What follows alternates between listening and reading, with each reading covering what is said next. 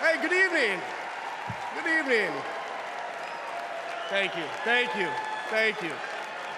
I'm Adam Kinzinger, and I am proud to be in the trenches with you as part of this sometimes awkward alliance that we have to defend truth, defend democracy, and decency. I was just a kid when I was drawn to the party of Ronald Reagan, to his vision of a strong America, the shining city on a hill. I was a Republican for 12 years in Congress, and I still hold on to the label. I never thought I'd be here, but listen, you never thought you'd see me here, did you?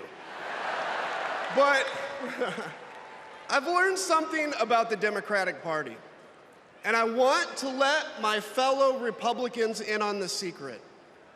The Democrats are as patriotic as us.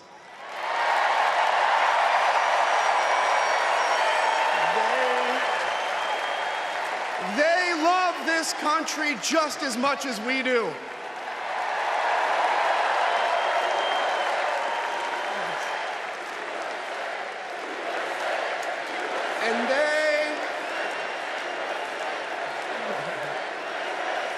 And they are as eager to defend American values at home and abroad as we conservatives have ever been.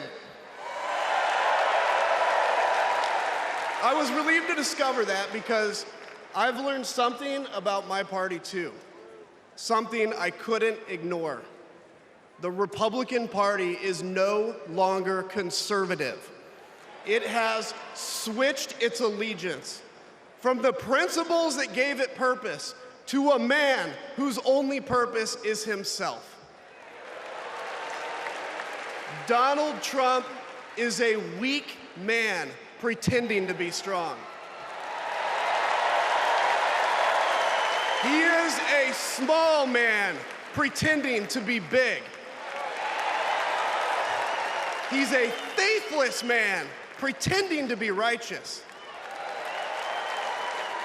He's a perpetrator who can't stop playing the victim.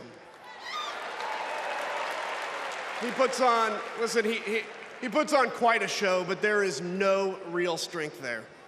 As a conservative and a veteran, I believe true strength lies in defending the vulnerable. It's in protecting your family. It's in standing up for our Constitution and our democracy. That is the soul of being a conservative. It used to be the soul of being a Republican, but Donald Trump has suffocated the soul of the Republican Party. His fundamental weakness has coursed through my party like an illness, sapping our strength, softening our spine, whipping us into a fever that has untethered us from our values. Our democracy was frayed by the events of January 6th, as Donald Trump's deceit and dishonor led to a siege on the United States Capitol. That day, I stood witness to a profound sorrow, the desecration of our sacred tradition of peaceful transition of power, tarnished by a man too fragile, too vain, and too weak to accept defeat.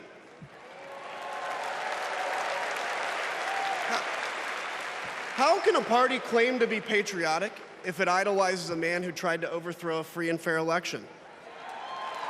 How can a party claim to stand for liberty if it sees a fight for freedom in Ukraine, an attack pitting tyranny against democracy, a challenge to everything our nation claims to be, and it retreats, it equivocates, it nominates a man who is weirdly obsessed with Putin?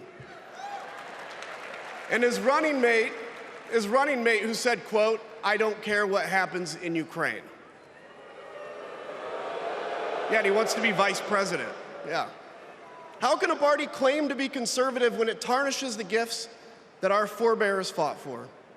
Men like my grandfather, who served in World War II, who believed in a cause bigger than himself, and he risked his life for it behind enemy lines. To preserve American democracy, his generation found the courage to face down armies.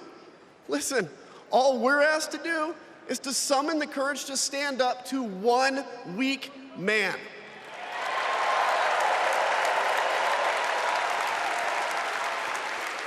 Some have questioned why I've taken the stand I have. The answer is really simple, ladies and gentlemen. We must put country first. And tonight, as a Republican speaking before you, I'm putting our country first.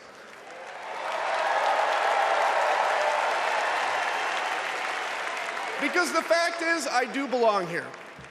I know Kamala Harris shares my allegiance to the rule of law, the Constitution, and democracy. And she is dedicated to upholding all three in service to our country. Whatever policies we disagree on pale in comparison with those fundamental matters of principle, of decency, and of fidelity to this nation.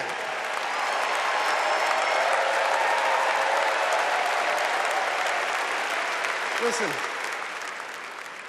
to my fellow Republicans, if you still pledge allegiance to those principles, I suspect you belong here too. Because democracy knows no party. It's a living, breathing ideal that defines us as a nation. It's the bedrock that separates us from tyranny. And when that foundation is fractured, we must all stand together, united, to strengthen it.